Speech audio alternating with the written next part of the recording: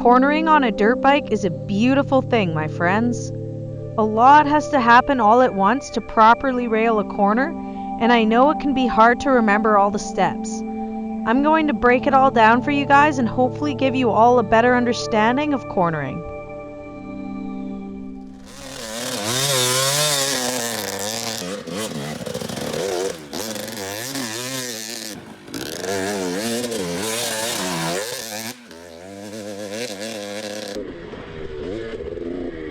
Welcome to the sand track. Riding a track like this is a great way to build on your cornering skills.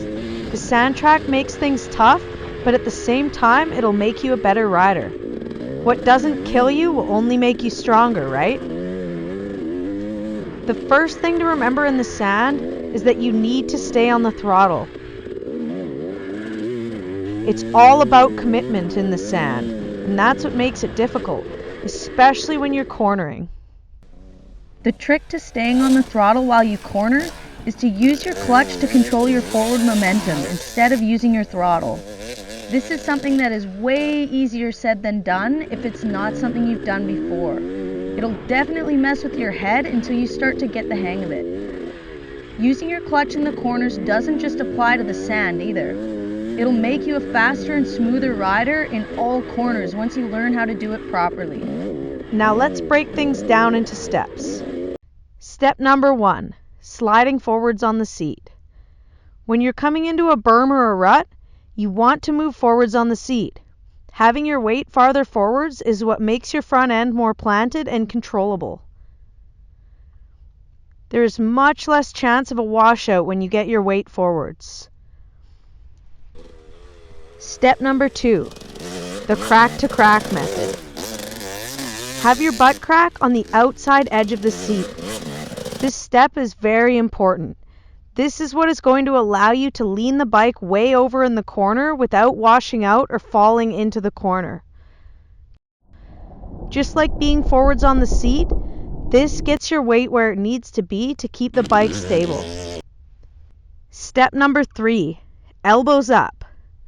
Keeping your elbows up is tough, especially if you already have a bad habit of having them down.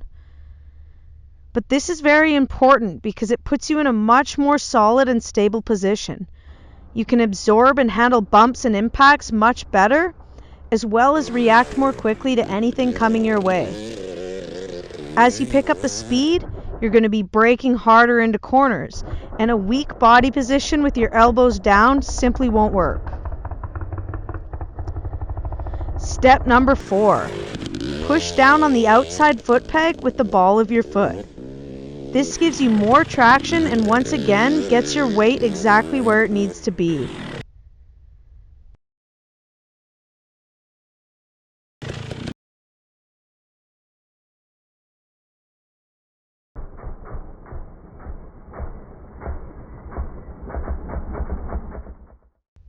Step number 5. Last but absolutely not least, look where you want to go. Looking down at the rut or the berm isn't going to work very well. This is usually a big part of why people get cross-rutted or blow corners. You need to look ahead and out of the corner where you want to end up. Your body will always follow where your head is pointed. Thank you guys so much for watching. I do apologize for the bad audio. I am on the road right now editing in my truck and it's hard to find truck stops that are quiet. But anyways, thanks again. Please leave a comment with some feedback and I really hope this helped. All right, bye.